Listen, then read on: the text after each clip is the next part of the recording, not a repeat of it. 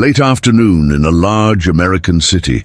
The sky is heavy, and the hot asphalt seems to hold all the unspoken secrets of the country. The movement on the sidewalk is intense. People with bags, teenagers laughing loudly, exhausted workers. Everything pulses to the hurried rhythm of those who have no time to see, hear, or intervene. In the midst of the crowd walks a black woman. Braided hair, upright posture, dressed in sober elegance. Her high heels echo firmly on the ground. She carries a leather briefcase and has an expression of someone who knows exactly where she's going. She goes unnoticed by most, but her presence is strong. Her gaze is direct, her step calculated. She stops in front of a newsstand. For a moment, she observes a magazine whose cover reads, "Reforming Justice, the face that has never been seen." There's something about that headline that makes her take a deep breath. That's when she hears, "Hey, you there, hands where I can see them." She turns around. A white police officer approaches quickly, hand on his weapon, eyes wide, authority inflamed by what he sees. He doesn't ask for her name. He doesn't offer a reason. He simply sees a threat where there is only dignity. "What's in that bag?" he demands. She responds calmly, "Documents." He doesn't like her tone, or her composure, or the absence of submission. He tries to yank the briefcase from her hands. She steps back slightly. Nothing aggressive, just a reflex. But that's enough. The officer's arm moves quickly and brutally. A direct punch to the face. The world goes silent. She falls sideways, her dress crumpled against the dirty sidewalk. There's blood at the corner of her mouth. Some people stop, others pull out their phones. No one truly moves. The officer breathes heavily, already rehearsing the narrative. She resisted. It was self-defense. The woman slowly gets back up. There are no screams, just fixed eyes. There is pain, but it is buried under something else. Calculation, control, pure indignation. She wipes her face with a handkerchief, adjusts her hair as if arranging an invisible crown. "Name and identification number, please," she says with surgical coldness. He laughs, a nervous laugh disguised as arrogance. "Who do you think you are?" She pulls out her phone, dials calmly. "I'm downtown. An officer assaulted me without provocation. I need backup and a prosecutor now. Yes, in uniform, I'm safe." But he isn't. The officer pales. "Wait, who do you think you are?" She puts the phone away. "You'll find out in 5 minutes." Sirens approach in the background. The crowd begins to record more openly. Some already recognize the woman's face. The uniformed man, now frozen, feels the ground slipping away beneath his feet. She doesn't shout. She doesn't need to. She stares at him.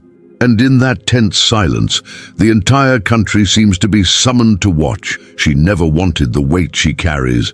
Before the title, the robe, and the prestige, there was just a girl sitting on the wooden porch of a rented house in the south, watching her father being searched on the hood of his own car for the 3rd time that month. She counted on her fingers, as if trying to understand a game whose rules had never been explained. With each new encounter, a part of the world faded away for her. At 12, she understood there was a price for having dark skin and holding her head high. That's where the fire was born. A cold, silent fire that doesn't scream. It studies. In her teenage years, she memorized laws as if they were spells. In college, she was the only black student in the class.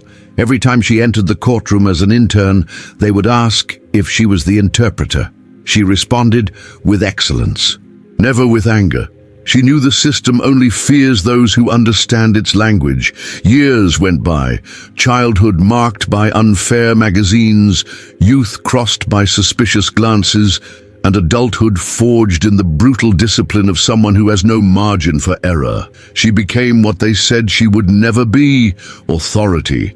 But she never forgot the sound of her father's voice on the night he was handcuffed for walking too slowly in a wealthy neighborhood. "Daughter, understand one thing.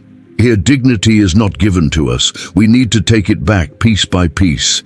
That peace she vowed to seek. Every case she judges, every sentence she writes, every gaze she challenges in court is more than justice. It is memory.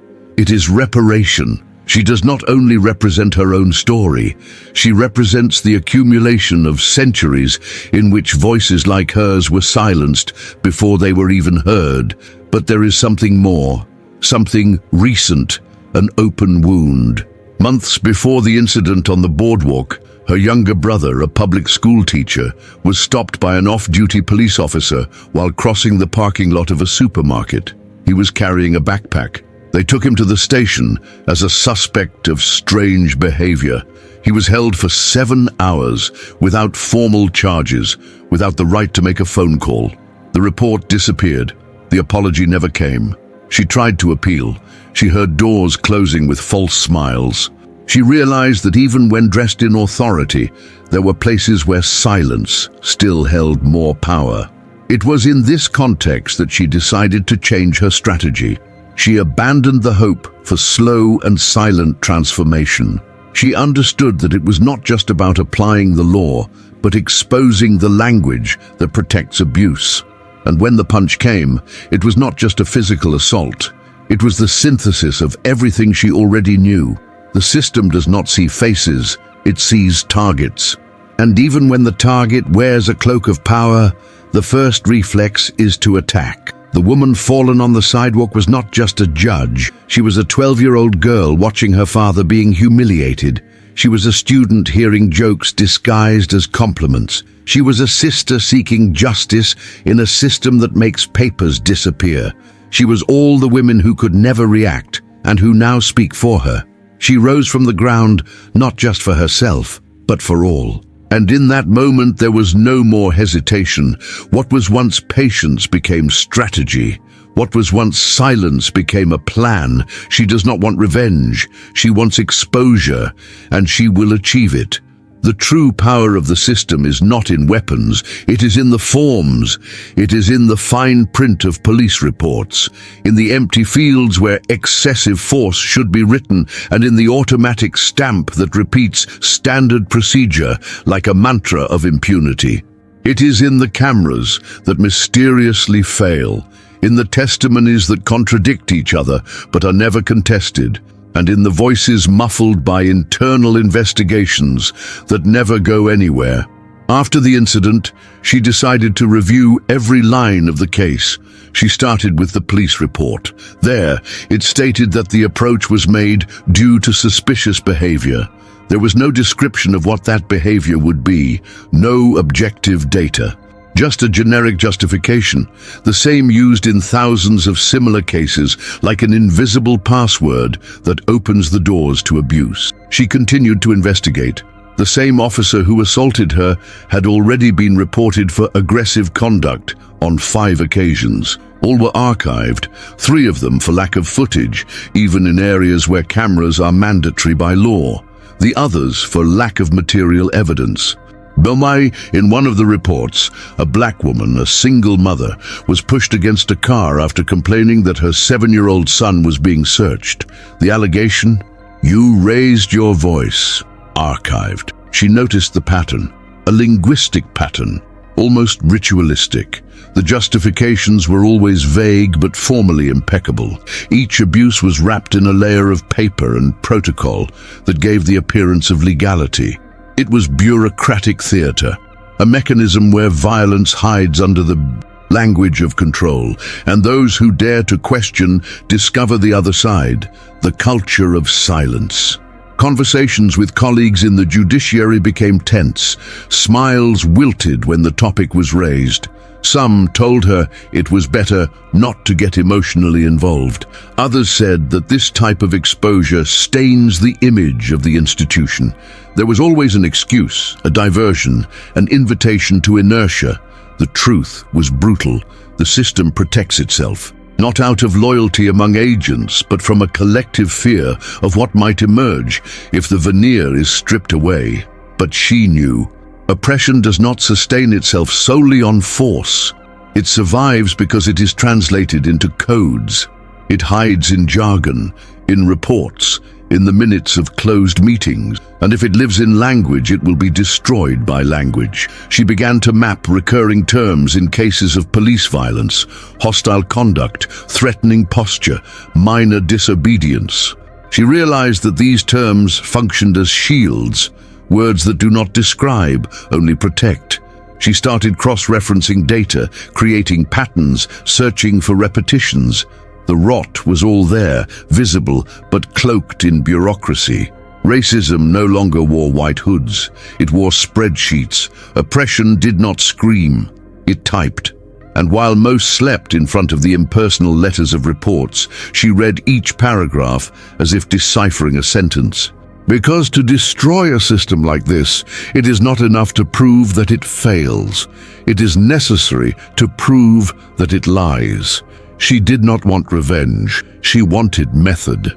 While the media exploited the video of the punch from every angle, and commentators debated whether the officer's reaction was proportional, she remained publicly silent, but active behind the scenes. She knew that video was just the doorway.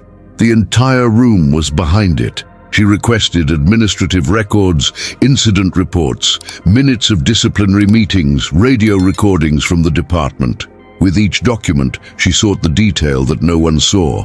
And that's how she found the first crack. There was an internal report from the Internal Affairs Department dated prior to the day of the incident. It stated that the same officer involved in the case had been reassigned to administrative duties due to unstable behavior in routine encounters. But on the day of the punch, he was in uniform, armed and on patrol. She read the sentence 10 times, reassigned to internal functions, but in the field, in uniform, and with a known history of abuse. This meant one thing: someone put him there, knowing exactly who he was. The error was not individual, it was institutional, and the document proved it. From this, she expanded her search. She analyzed reports of duty rosters. She discovered that, in the last 16 recorded incidents of excessive force, the same immediate supervisor was involved, always approving the officer's continued presence on the streets. The supervisor's name never appeared in the final reports, but it was on the command sheets, which few accessed. She began to build a map, lines between names, dates, repeated terms. She created a parallel structure, an invisible narrative that the system tried to hide behind the appearance of order. And that's when she realized the breaking point. In one of the past incidents, archived due to lack of recording, there was an internal protocol for maintaining body cameras, a list of functioning equipment distributed on the day of the assault. The officer in that case was noted as carrying an active and functioning camera, but the official report stated, "No images available." That was the key. She accessed the department's storage database. She made a legal request based on her position, and she found the original recording stored under the wrong name. The video showed the officer pushing a black teenager against the wall of an alley with no resistance. The young man screams. The officer slaps him twice and says, "Who do you want to call? No one hears you here." The recording was never attached to the case. It was never analyzed. It was omitted, intentionally. Now, she had proof of an institutional lie, the first of many. She recorded her screen, saved copies on 3 servers, and prepared the ground for what would come next, because an institution that lies to protect an abuser is an institution that can be unmasked. And that recording, forgotten for convenience, was the first spark to ignite the illusion of neutrality that the system was still trying to uphold. She was no longer investigating a police officer. She was unearthing a language made to hide bodies, and now she knew where to start dismantling it. She began with an email. Subject: "I saw the video.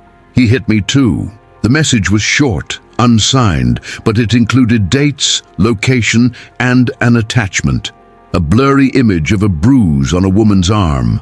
The sender was a mother of 2, approached in front of the school while waiting for her children to come out. The police officer was the same. The reason for the approach: conduct incompatible with the school environment. She replied, scheduled a meeting, heard the story. Silence for years, fear of reporting. That woman carried the trauma like a personal sentence, but the video reignited something, a feeling that perhaps it was now possible to speak. The next day, 2 more contacts, then 6, then 12, black women, young men, teachers, supermarket cashiers, delivery drivers, none with a criminal record, all with something in common. They had been assaulted, humiliated, or threatened by the same police officer, and all their cases had been filed away with the same generic justifications. Evasive conduct, possible attempt to flee, passive resistance. She decided that this was no longer an investigation. It was a summons. She created a database. Each case was documented with technical rigor and human care. The victims were treated with dignity, not a line written without consent, not a story used as currency. She didn't just want to prove abuse, she wanted to prove systemic pattern. Gradually, a core group formed. People once isolated, united by shared pain and the desire to expose what the system silenced. They began meeting in a community space, an old library converted into a cultural center. There, among worn books and plastic chairs, they created a small committee. The meetings were discreet, but full of power. Each new testimony revealed more repetitions, the same terms in the reports, the same expressions spoken by the police officers, the same cuts in the recordings. Everything seemed to follow a script. Only the script was never meant to be read. She knew she had something big in her hands, but she also knew the risk was increasing. Her car was followed twice. Anonymous messages began to arrive. Judge or not, there are places you shouldn't mess with. One morning, she found the tires deflated and a note under the windshield. Don't make this personal. She did. Personal and political. That network of victims was no longer just a file. It was resistance. And she prepared the movement like a legal case, with evidence, chronology, witnesses, and data cross-referencing. She didn't want just a media scandal, she wanted an unquestionable process. The first major presentation took place at a community assembly. She exposed the pattern, read identical excerpts from different police reports, showed screenshots of omitted recordings, presented a recidivism chart, and at the end displayed the image of each victim side by side. Silence, then tears, and then applause. The press began to circulate rumors. The Internal Affairs Department opened a parallel investigation. The commander of the department went on TV and said that all complaints will be investigated seriously. But she knew what that meant. Damage control, not structural change. The system does not retreat out of remorse. It reacts out of survival. But now there were too many eyes, too many voices, too much evidence. And most importantly, there was unity. Those faces, once scattered, hidden, silent, were now organized. They named what they lived. They demanded answers. They no longer accepted silence. She knew it wouldn't be easy. She knew the attack would come. But for the first time, she was not alone. It started as a 17-second clip. The recording showed the black woman on the ground, her face bloodied, rising up with her dignity intact. A funeral silence, followed by the phrase, "You will find out in 5 minutes who I am." The video spiraled out, first in small groups, then in influential profiles. In less than 48 hours, it had accumulated 6 million views. But what really made it explode was what came after. In the video's caption, a simple question: what if it were your mother? Thousands began to respond, some with indignation, others with stories, and others with images of police reports, photos of bruises, archived notifications. The case ceased to be just hers. It became about everyone. In public schools, students discussed the video in sociology classes. Teachers projected the content and promoted discussion circles about structural racism and police violence. In marginalized neighborhoods, community centers organized listening sessions so that undocumented victims could share their experiences. The hashtag created, 5 Minutes of Justice, became a banner. Young people printed posters with the phrase. It appeared on walls, library facades, school backpacks. Influencers from different fields, from artists to lawyers, recorded videos commenting on the case. Each testimony increased the pressure, but the most symbolic was the video of a 10-year-old girl who recorded with a choked voice. "I saw my mom cry watching this judge stand up. It was the first time she said she felt seen." The movement ceased to be just virtual. In the streets, silent demonstrations began to emerge. People walked in black attire, in silence, holding signs with the faces of police victims. No words, just presence. In front of the courthouse where she worked, a crowd gathered on a Sunday. Instead of shouting, they carried a white banner with the word, "We demand." She did not participate directly. She observed it all from within, in strategic silence.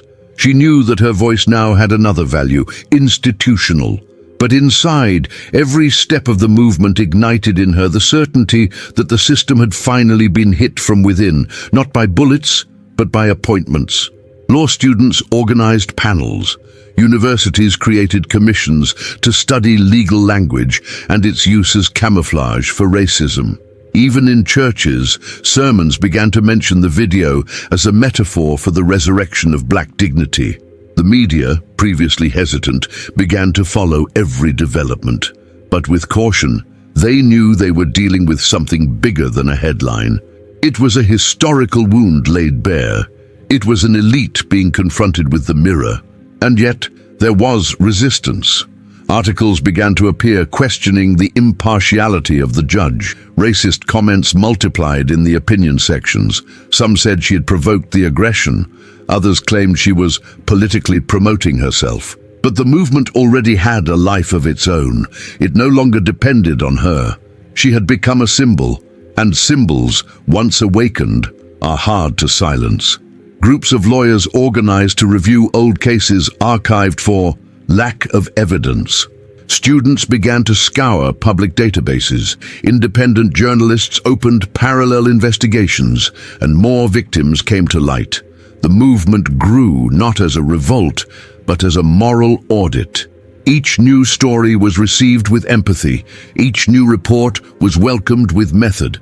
Civil society, accustomed to reacting with brief fury and quick forgetfulness, now seemed determined to stay alert. It was as if, for the first time, everyone understood. The system only exists because it is protected by silence, and the silence had been broken. The machine reacted, as it always reacts, faceless but methodical. They began with insinuations. Opinion columns suggested that the judge had crossed the line of neutrality. Comments were planted in radio programs questioning her professional past. Fake profiles began to circulate, old, out-of-context montages trying to suggest a political connection. They attempted to transform her from a symbol into a threat, from a victim into a suspect. But that was just the surface. Behind the scenes, the counterattack was more sophisticated. The state oversight body opened an investigation into conduct incompatible with the impartiality required by the judiciary. The argument: indirect participation in popular mobilization. The legal absurdity did not matter. The goal was different: wear her down. Inside the court, doors that were once accessible closed. Colleagues in robes began to avoid her. Smiles turned into silences. Scheduled meetings were cancelled without notice. Internal documents began to circulate without her signature. Little by little, they stripped her of the symbolic place of authority. And yet she did not back down. She kept working, she kept documenting, but now with more caution. She knew that the structure she was facing was not made up of just rules. It was made of networks. And networks, when threatened, twist together to crush. The next step was more direct, an attempt at psychological disqualification. She received a court order mandating that she undergo an emotional stability evaluation for the exercise of public office. Signed by a judge, the justification: concerning behavioral changes in light of excessive media exposure. She was not shaken. She knew what they were doing, the same tactic used against activists in authoritarian countries, turning resistance into disturbance, redefining courage as imbalance. But the pressure was mounting. Close friends reported being questioned at their jobs. Relatives began receiving anonymous calls. One night, on her way home, a car followed her for 11 blocks. It did not overtake, it did not blink, it simply followed. When she stopped, the car disappeared. It was a nameless war, but with a clear strategy: isolate her. The social movement also felt the blow. Reports of intimidation began to emerge. Community leaders were summoned by tax departments. Cultural centers received random visits from regulatory agencies. The narrative that the movement was politicized began to spread in media outlets allied with power. They wanted to force fear, slow down the pace, break the invisible link that had formed between the woman who rose from the ground and the voices that rose with her. But what the system did not expect was that the response would not come in screams. It would come in strategy. She did not react publicly. She did not give interviews. She did not respond to provocations. She kept everything, every message, every threat, every bureaucratic maneuver. She was collecting what she called the evidence of despair. She knew that when the structure reacts with violence, it is because it has been touched at its roots. And that meant only one thing: she was on the right track. While the city mobilized in the streets, the system dug underground. And in the undergrounds of power, the methods are more subtle and more cruel. They began to scour her personal life. An old relationship was transformed into a narrative of ethical conflict. A court decision from years ago, absolutely legal, was reinterpreted as a potential conflict of interest. Media outlets aligned with power began to publish decontextualized snippets, creating the impression that the judge, so combative in public, was hiding flaws in her past. It was a game of shadows. They knew there was no real scandal, but they did not need one. They needed doubt. It was enough to suggest that perhaps she was not so upright. It was enough to scratch her credibility so that future headlines would not have the same impact. However, she was preparing in silence. She knew that the symbolic war was waged in language, but that survival lay in documentation. Everything she knew was now encrypted, distributed across independent servers, protected by allied lawyers. Every institutional attack was being recorded and archived. She knew that the truth only prevails if it is protected from disappearance. And that is why, even when false information began to leak to the press, suggesting that she was using the movement to leverage political ambitions, she did not respond, because it was no longer a battle for narrative. It was a preparation for the collapse of the disguise. Meanwhile, the threatened social movement did not back down. It learned to circumvent pressure. It created alternative channels. It maintained dialogue with universities, associations, international organizations. It built bridges with independent lawyers, investigative journalists, and even with remorseful public officials who wanted to expose what they knew. The woman who took the punch was now a global symbol.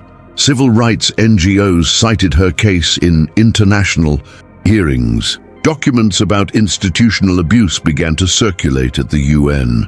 Within the country, a network of progressive lawyers launched a platform, Exposed Justice, a public database with standardized accounts of abuses, inspired by the methodology she created. The system's response was swift, a search warrant. Agents invaded her home under the pretext of investigating judicial obstruction. They took computers, files, notebooks, but they found nothing they were looking for, because everything was already decentralized. And more importantly, it had already been read. It was alive in other hands. The attempt to suffocate only served to shine more light. Independent newspapers denounced the abuse. Legal associations denounced persecution. Public opinion ignited, and for the first time in decades, the term institutional reform began to appear in conservative editorials. She did not smile. She did not celebrate. She knew that the cornered system was more dangerous than ever, but now it was cornered and visible. The siege they tried to impose on her transformed into a siege on the system that tried to crush her. Because when the structure tries to silence a black woman who stands up and she refuses to fall, there is no longer any pretending neutrality. There are only two choices: remain complicit or join the truth. And the truth, at that moment, could no longer be ignored. She knew she could not defeat them with force. She knew that shouting would be transformed into hysteria, that confronting directly would be used against her, that the legitimate anger of those who suffer is turned, in the hands of the system, into evidence of imbalance. That is why she chose the most dangerous path: silence. But it was not omission, it was tactical. As the attacks intensified, she stopped speaking in public. She did not give interviews, did not attend events, did not respond to provocations. She did not deny anything, nor did she confirm. She did what the system fears most. She acted outside its script. For weeks, many thought she had backed down. The traditional press began to speak of strategic disappearance. Experts suggested she was losing her timing. Profiles allied with the system celebrated in the subtext. Her absence was read as weakness. But what no one knew was that silence was the preparation for the strike. During the time she disappeared from public view, she was articulating what she would later call the documented turnaround, a plan for public exposure, meticulously crafted to be neither refuted nor discredited. While the system looked at her, she aimed at the language of the system. She knew it was not enough to show abuses. It was necessary to show the logic.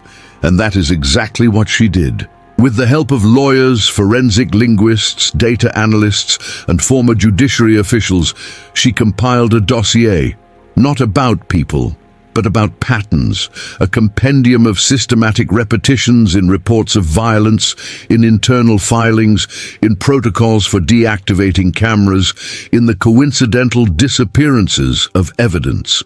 It was as if, for the first time, someone had transcribed the structure of power into readable language. The release was done symbolically. Instead of a press conference, she made the complete material publicly available. A digital platform called Nothing But the Letter, where anyone could consult cases, dates, repeated terms, legal devices used as shields. More than a denunciation, it was a decoding. The impact was immediate. Entire universities engaged in the study. Research groups began analyzing the database. Journalists started cross-referencing the information with old reports. Law students finally saw clearly how the language of the system was trained to protect the structure, not the truth. But the moment of greatest impact was still to come. She was invited to open an international congress on justice and democracy.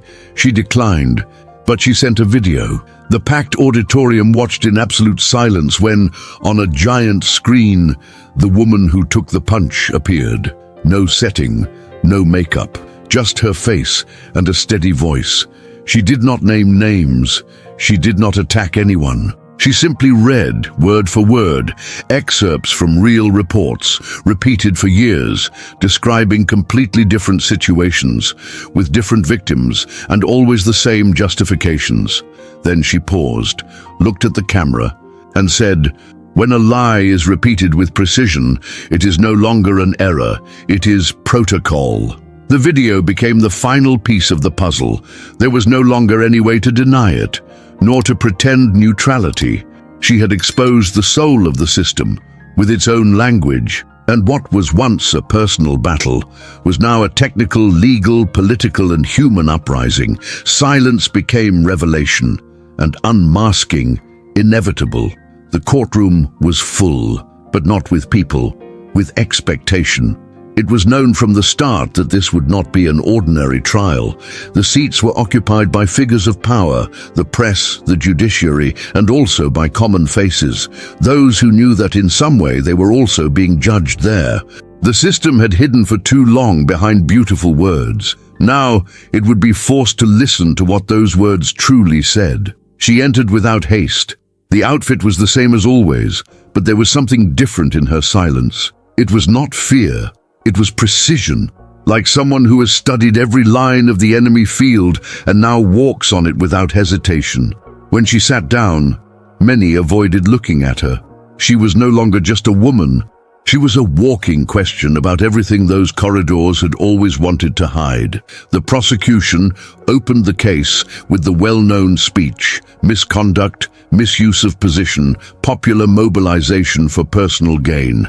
They tried to paint a picture of instability, vanity, of the judge who forgot to be a magistrate and became an activist. But she did not respond with emotion. She responded with evidence. She began projecting a sequence of reports, all real, all signed by different public agents, all describing distinct situations, but with a strange coincidence. The central paragraphs were practically identical, the same phrases, the same justifications, the same language, only the dates changed. Then she presented graphs, data, detailed statistics showing that the use of the terms passive resistance, evasive conduct, and suspicious posture overwhelmingly concentrated on encounters with black individuals. She showed how these terms triggered the use of force and how the pattern held regardless of the victim's actual conduct. We are not facing exceptions. We are facing an institutional grammar. The court remained silent, but she did not stop. It showed how the reports were formatted to fit the filing criteria of the Internal Affairs Department, how the videos that contradicted the texts disappeared, how the victims' testimonies never led to any investigations, how the system was trained not to investigate but to protect itself. It was a lesson, but it was also an attack. Because with each new piece of evidence, she disarmed not only the accused officer, she disarmed the entire apparatus that supported him. The defense tried to react. They alleged exaggeration, data manipulation, and attempted to question her impartiality. But she silenced them with documents. Internal protocols indicating that certain terms were guided as preferred for filling out reports. Emails between superiors requesting adjustments to avoid legal problems. Training spreadsheets for officers containing ambiguous instructions like report control strategically. The system had taught them to lie, and she had learned to read that lie. The turning point came when she called witnesses, not victims, technicians, linguists, statisticians, a former analyst from the Internal Affairs Department, each confirming based on technical grounds what had previously been mere intuition. The system created narrative fictions to protect itself, and it did so through repetition. The power was not in the facts, it was in the way the facts were recorded. The judge, presiding over the trial, known for her coldness, watched everything in silence. But it was not the silence of indifference. It was the silence of someone who, for the first time, saw their own mirror exposed in public. When the accused officer was finally called to testify, he entered tense. His face no longer bore arrogance. It bore fear. He was confronted with his own reports. "Did you write this text here?" "Yes."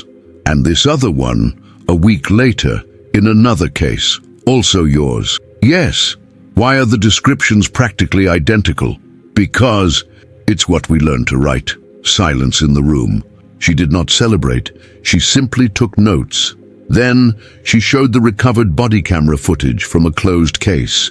The images completely contradicted what was described. The officer claimed to have suffered verbal threats and an attempted escape. The video showed a teenager standing with his hands on his head, being pushed and insulted. It was a lie, but a standardized lie. The problem is not the lie, it's that it is taught, multiplied, automated. The phrase reverberated. The defense was retreating. The data was irrefutable. The evidence was solid. The structure of repetition undeniable. But she had saved the final point. She projected a table on the screen. Column 1, term used. Column 2, number of occurrences. Column 3, percentage of dismissals. Column 4, victim's race. Language had color, and the color determined the outcome. She walked to the center of the room. When language produces a pattern that always benefits the same and silences the same, that is not coincidence. That is doctrine. And she concluded, the structure hides behind the appearance of legality, but repetition reveals it. What I bring here is not opinion, it is evidence. The prosecution did not respond. They had no way to. The room, once hostile, was motionless. There was no longer a way to pretend neutrality. On the day of the verdict, there was no explosion. There was a pause. And then the reading. This court recognizes that there is robust evidence of an institutionalized pattern of manipulation of language in police and judicial reports, constituting a mechanism for the systematic concealment of abuses. It was the first time it was recognized in a public instance that the language of the system is also a weapon, and that it can and must be disarmed. The verdict was read without emphasis. There were no applause. No tears, no commotion. The moment did not ask for spectacle. It asked for listening. It asked for precision. And what was heard, there was not a condemnation. It was a confession disguised as technical recognition. The system admitted that there was a logic, and that this logic was rotten. The decline did not begin with layoffs. It started with doubts. The first to feel it were the public servants themselves, analysts, assistants, secretaries. Professionals used to filling out forms without a second thought now hesitated before selecting words like resistance or suspicious conduct. What was once routine became a burden. There was an invisible domino effect. Departments began to review their own processes, not by higher order, but out of fear that someone would review them later. It was fear, yes, but it was also the beginning of awareness. A silent discomfort spread. The system began to look inward, not with pride, but with embarrassment. In police training schools, instructors were pressured. Old slides with standardized terms disappeared from presentations. Manuals were rewritten. Not because someone had ordered it, but because they knew they were being observed. And more than that, they knew there was now language to name what had previously been normalized. In judges' chambers, internal meetings began to change tone. What was once treated as administrative procedure started to be discussed as potential reproducer of systemic injustice. Big words, but for the first time, spoken with shame. The structure, once arrogant in its stability, now moved cautiously, as if it were afraid of being caught practicing exactly what had been revealed. Behind the scenes, new guidelines emerged, nothing officially recognized, but among justice technicians, a new expression circulated: language risk. That was what the system now feared, that its words would be tracked, analyzed, exposed as weapons. The change was slow, but real. Cases that would have previously been summarily archived began to be re-evaluated. Victims once discredited started to be heard more carefully. Some judgments were overturned. Old cases were reopened. Prosecutors began to use different terms, not because they had become more just, but because they knew that now any poorly written phrase could become evidence of complicity. Body cameras began to be enforced. Rigorously, the excuse of technical failure now required a report. Generic reports began to be returned. Police stations, once seen as fortresses of impunity, now tried to appear transparent. All this without celebration, without official announcement. It was as if the system itself had understood that it could no longer trust its disguise. But the greatest impact happened in the invisible corridors of justice. Continuing education courses for judges included for the first time subjects on structural racism and institutionalized language. It seemed little, but it had never happened before. In the public prosecutor's office, a small team was formed to map semantic recurrences in archived complaints. Volunteer legal scholars began to collaborate with universities in reviewing legal terminologies. Young law graduates now saw in the reports something beyond formality. They saw clues, but not everything was progress. Within the system, some sectors resisted. Part of the judiciary remained hostile. Some police leaders claimed, off the record, that all of this was an exaggeration by an academic elite. And even within the institutions that were reforming their language, racism re-articulated itself in new forms, because the system does not fall all at once. It sheds its skin.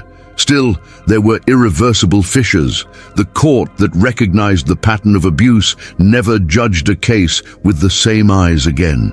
Judges who once refused to see structure now cited the term institutional discrimination in their rulings. Little by little, what was silence became vocabulary.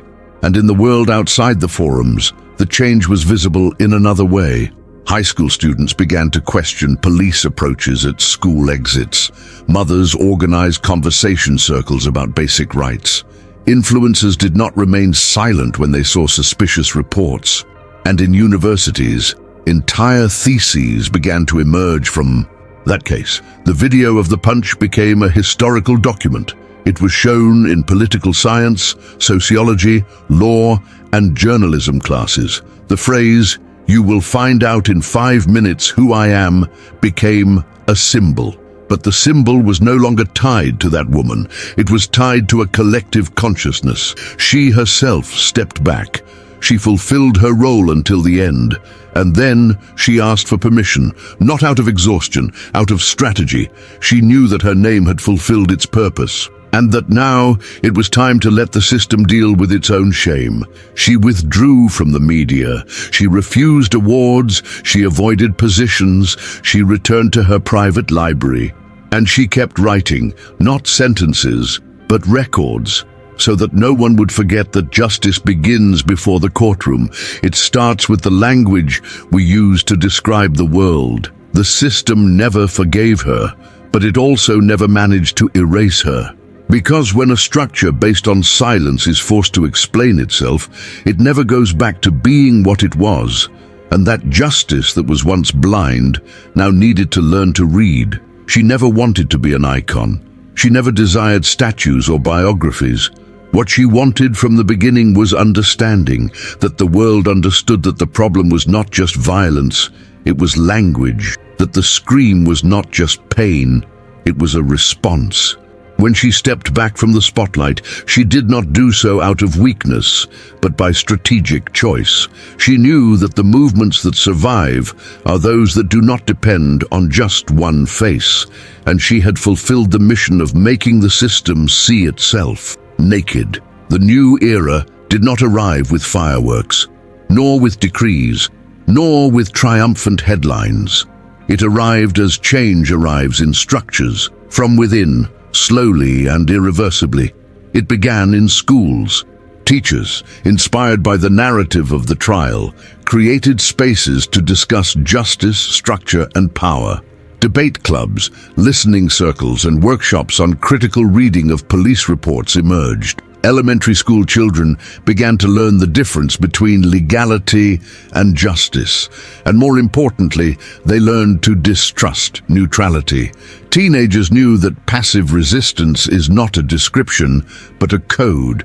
They knew that suspicious behavior is a malleable phrase used as a justification for prejudice. They knew because they saw this in practice, because they studied the reports, because they were taught to see lies as text and therefore as something that can be dismantled. In universities, the transformation was even deeper.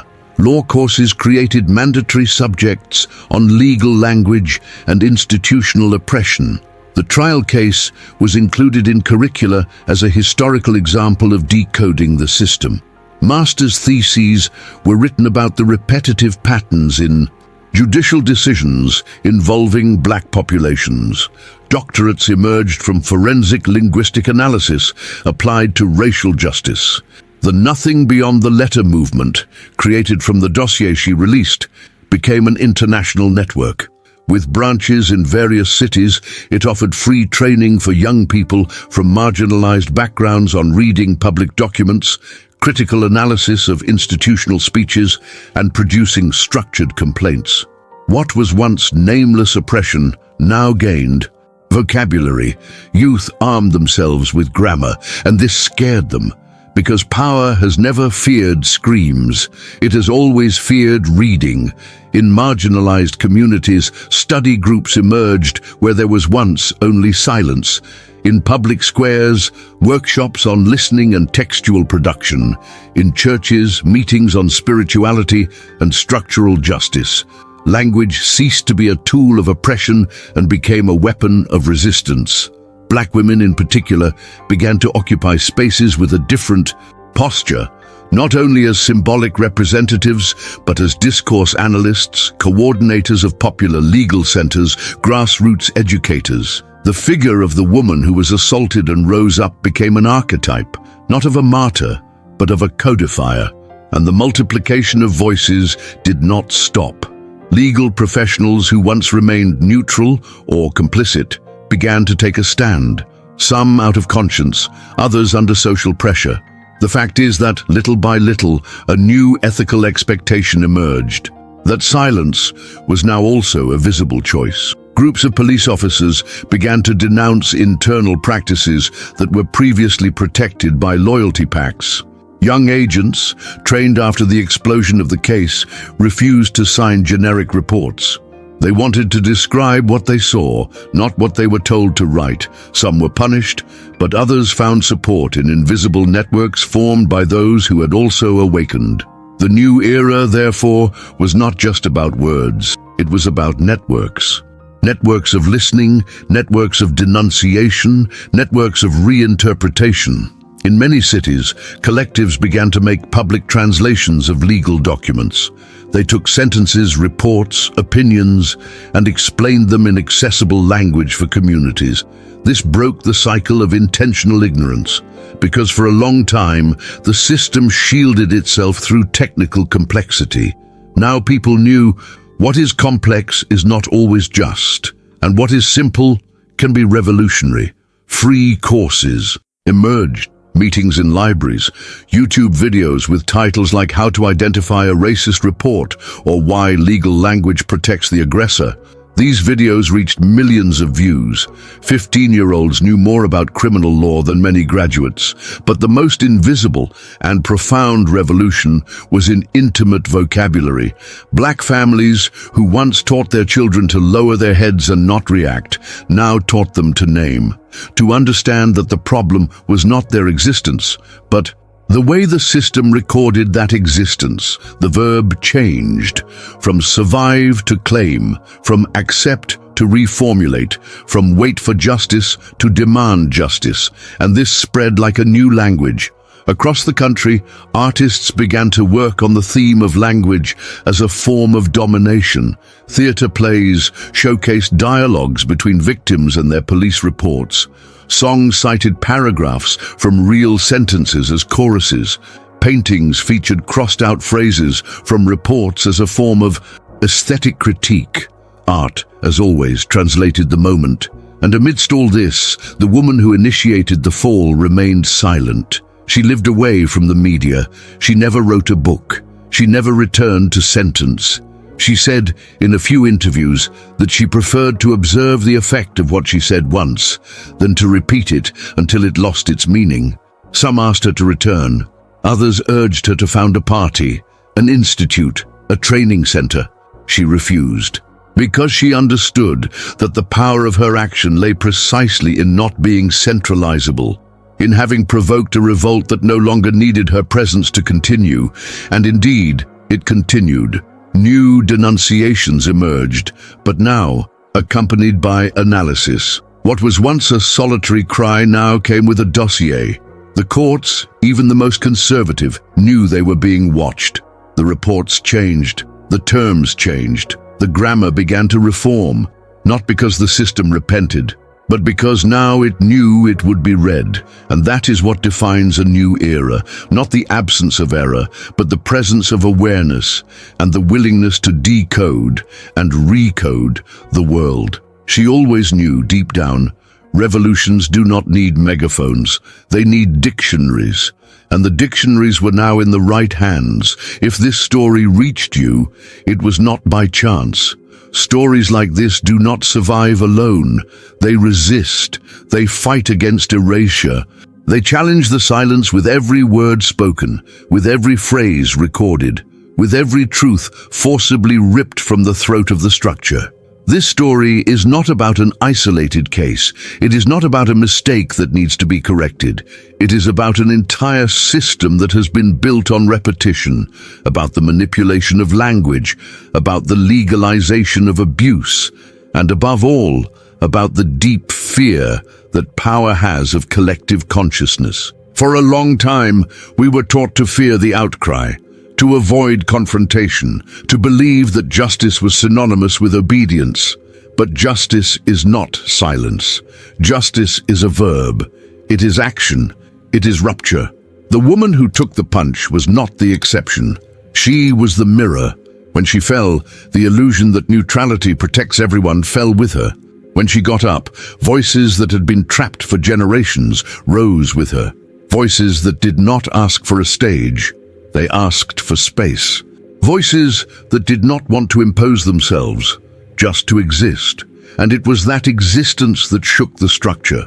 Because what deconstructs a system of oppression is not the scandal. It is the reading. It is the courage to look at the terms used in reports and ask, why are the same bodies always described as a threat? Why do the same names always disappear from the files?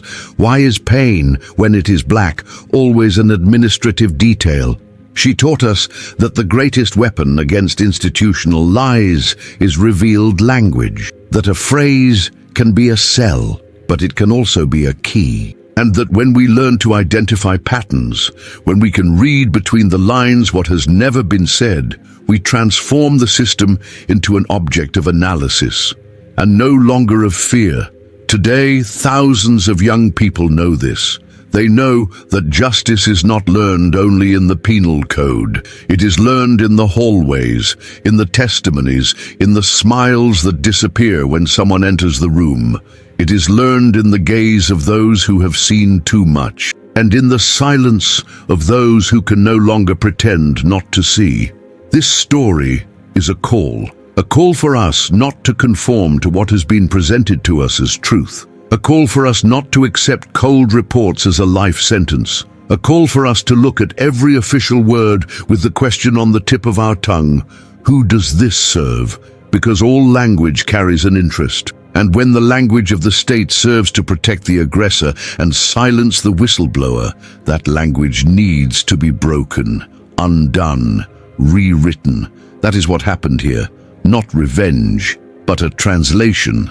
Not a revenge, but a revelation. It showed that it is possible to navigate pain methodically, that it is possible to survive silence strategically, that it is possible to turn an aggression into a manual for denunciation, that it is possible to make your story evidence, not of your pain, but of the structure that tried to erase it, and that when the structure is exposed, it retreats, perhaps not for justice, but out of shame, perhaps not out of regret, but out of fear. Fear of what happens when the right words reach the right people, when information becomes a tool, when education becomes weaponry, when popular knowledge meets technical vocabulary, and both recognize themselves as part of the same struggle. Today, we know what was once not said. We know that institutional racism has a script, it has grammar, it has a dictionary. But we also know that every dictionary can be rewritten. She did not do this alone. She did it because she had listeners. She did it because she found allies. She did it because she did not want to be unique. She wanted to be multiple. She wanted other voices to emerge, for other stories to be told, for hers not to be an exception, but a beginning. And it was. After her, networks emerged, centers, study groups, denunciation collectives, platforms for analyzing institutional discourse, tools for active listening in schools, critical assessment panels for documents. Ordinary people became critical readers of their own oppression. And this is the true fear of the system, that the oppressed learn to read what oppresses them, not reading with the eyes, reading with experience, with the accumulation of silence, with the fatigue of repetition, with channeled anger, with strategic calm, with the firmness of someone who doesn't need to shout to be heard, because the truth, when it appears, echoes even in a whisper.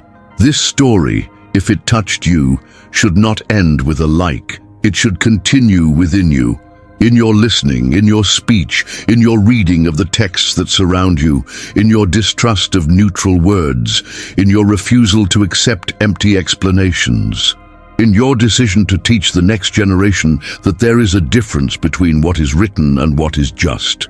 It showed that it is not enough to be a victim. You must be a translator, an interpreter of the system, and when possible, a writer of the new justice, a justice that knows how to name, a justice that understands that neutrality can be complicity, a justice that chooses listening, not spectacle. And if all this still seems distant, start with something simple. Read, question, share, converse.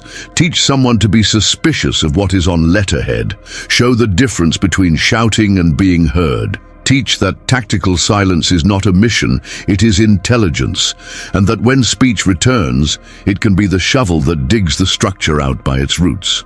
This story does not end with her, it ends with you, and it begins anew in the next report that is read attentively, in the next approach that is recorded, in the next institutional phrase that someone has the courage to ask, why is it always like this?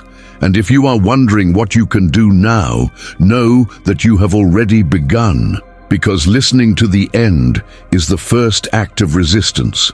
And as she herself proved, sometimes it's just 5 minutes that separate silence from transformation. 5 minutes that can change everything. 5 minutes that start now with your voice.